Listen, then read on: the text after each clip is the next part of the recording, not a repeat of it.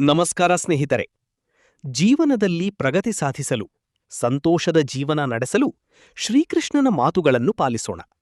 ನೆಮ್ಮದಿಯ ಬದುಕಿಗಾಗಿ, ನೋವಿಲ್ಲದ ಬದುಕಿಗಾಗಿ ಶ್ರೀಕೃಷ್ಣನ ಮಾತುಗಳನ್ನು ಆಲಿಸೋಣ. ಭಗವಾನ್ ಶ್ರೀಕೃಷ್ಣನು ಏನೇ ಹೇಳುತ್ತಾರೆ ಎಂದರೆ, ಜೀವನದಲ್ಲಿ ಒಂಟಿಯಾಗಿರುವುದು, ತಾಳ್ಮೆಯಿಂದ ಇರುವುದು ಬಹಳ ಮುಖ್ಯವಾಗಿದೆ.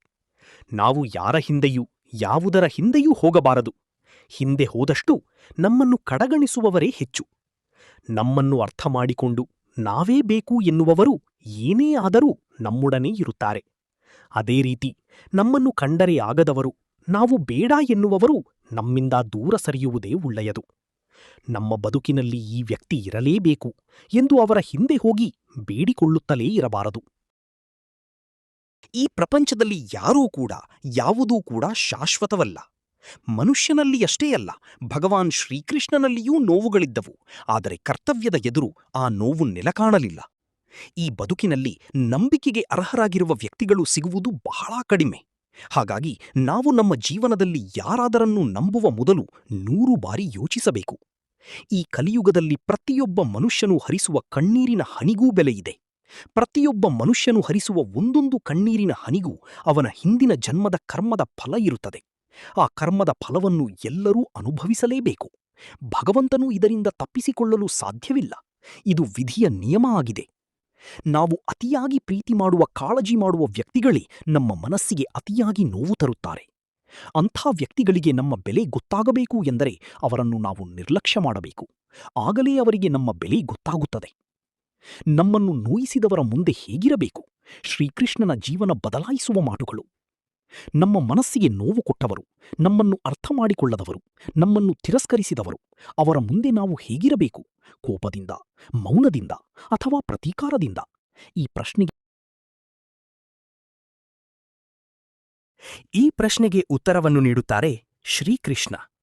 ಅವರು ಹೇಳಿದ ಮಾತುಗಳು ನಿಮ್ಮ ಜೀವನದ ದೃಷ್ಟಿಕೋನವೇ ಬದಲಾಯಿಸಬಹುದು. 1. ನೋವು ಸಹಜ, ಆದರೆ ಪ್ರತಿಕ್ರಿಯೆ ಮುಖ್ಯ. ನೋವು ಅನುಭವಿಸುವುದು ತಪ್ಪೇನಲ್ಲ, ಅದು ಮಾನವ ಸ್ವಭಾವ. ಆದರೆ ಅದಕ್ಕೆ ನಾವು ಹೇಗೆ ಪ್ರತಿಕ್ರಿಯಿಸುತ್ತೇವೆ ಎಂಬುದೇ ನಮ್ಮ ವ್ಯಕ್ತಿತ್ವವನ್ನು ತೋರಿಸುತ್ತದೆ. ಭಗವದ್ಗೀತಾನಲ್ಲಿ ಶ್ರೀಕೃಷ್ಣನು ಹೇಳುತ್ತಾರೆ, ನಿನ್ನ ನಿಯಂತ್ರಣದಲ್ಲಿ ಇರುವುದೇ ನಿನ್ನ ಪ್ರತಿಕ್ರಿಯೆ ಮಾತ್ರ. ಅದರರ್ಥ, ನೋವು ಕೊಟ್ಟವರು ತಪ್ಪು ಮಾಡಿದರೂ ನಾವು ಹೇಗೆ ಪ್ರತಿಕ್ರಿಯಿಸುತ್ತೇವೆ ಎಂಬುದೇ ನಮ್ಮ ಶಕ್ತಿ. 2. ಮೌನದ ಶಕ್ತಿ. ಯಾರು ನಮ್ಮನ್ನು ನೋಯಿಸಿದಾಗ ಅವರಿಗೆ ಉತ್ತರ ಕೊಡಬೇಕೆಂದು ಅನಿಸುತ್ತದೆ. ಆದರೆ ಶ್ರೀಕೃಷ್ಣನು ಹೇಳುತ್ತಾರೆ, ಪ್ರತಿ ಮಾತಿಗೂ ಉತ್ತರ ಕೊಡಬೇಕೆಂಬುದು ಬುದ್ಧಿವಂತಿಕೆಯಲ್ಲ. ಕೆಲವೊಮ್ಮೆ ಮೌನವೇ ದೊಡ್ಡ ಉತ್ತರ.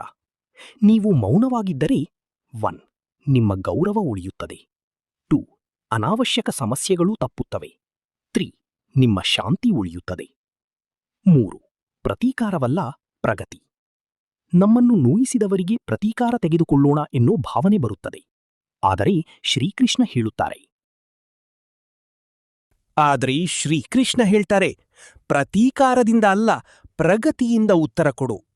ಅವರು ತಪ್ಪು ಮಾಡಿದರು ಎಂದು ನಾವು ನಮ್ಮ ಜೀವನವನ್ನು ಹಾಳು ಮಾಡಿಕೊಳ್ಬೇಕಾ?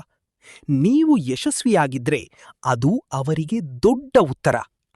4. ದೂರವಿರುವುದು ತಪ್ಪಲ್ಲ. ಯಾರಾದರೂ ನಿಮ್ಮ ಮನಸ್ಸಿಗೆ ಮತ್ತೆ ಮತ್ತೆ ನೋವು ಕೊಡ್ತಾ ಇದ್ರೆ ಅವರಿಂದ ದೂರವಿರುವುದು ತಪ್ಪಲ್ಲ. ಶ್ರೀಕೃಷ್ಣ ಕೂಡ ಜೀವನದಲ್ಲಿ ಕೆಲವರಿಂದ ದೂರ ಉಳಿದರು. ನಿನ್ನ ಶಾಂತಿಗೆ ಧಕ್ಕೆ ತರುತ್ತಿರುವವರಿಂದ ದೂರವಿರು. ಇದು ಓಡಿ ಹೋಗುವುದು ಅಲ್ಲ, ಇದು ನಿನ್ನ ಸ್ವಾಭಿಮಾನವನ್ನು ಕಾಪಾಡಿಕೊಳ್ಳುವುದು. ಕ್ಷಮೆ ನೀಡು, ಆದರೆ ಮರೆಯಬೇಡ. ಕ್ಷಮೆ ಮಹತ್ವದ್ದಾಗಿದೆ ಎಂದು ಎಲ್ಲರೂ ಹೇಳುತ್ತಾರೆ.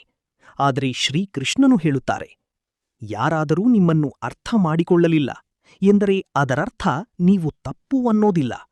ಯಾರಾದರೂ ನಿಮ್ಮನ್ನು ಅರ್ಥ ಮಾಡಿಕೊಳ್ಳಲಿಲ್ಲ ಎಂದರೆ ಅದರರ್ಥ ನೀವು ತಪ್ಪು ಅನ್ನೋದಿಲ್ಲ. ನಿನ್ನ ಮೌಲ್ಯವನ್ನು ನೀನೇ ಅರಿತುಕೋ. ಯಾರಾದರೂ ನಿಮ್ಮನ್ನು ಅರ್ಥ ಮಾಡಿಕೊಳ್ಳಲಿಲ್ಲ ಎಂದರೆ ಅದರರ್ಥ ನೀವು ತಪ್ಪು ಅನ್ನೋದಿಲ್ಲ. ಅದರರ್ಥ ನೀವು ತಪ್ಪು ಅನ್ನೋದಾಗಲ್ಲ. ನಿನ್ನ ಮೌಲ್ಯವನ್ನು ನೀನೇ ಅರಿತುಕೋ. ಇದೇ ಶ್ರೀಕೃಷ್ಣನ ಸಂದೇಶ.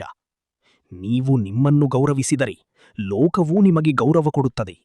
ಸಾರಾಂಶ ಏನೆಂದರೆ, ನಮ್ಮನ್ನು ನೋಯಿಸಿದವರ ಮುಂದೆ ಮೌನವಾಗಿರಿ, ಶಾಂತವಾಗಿರಿ, ಪ್ರಗತಿಗೆ ಗಮನ ಕೊಡಿ.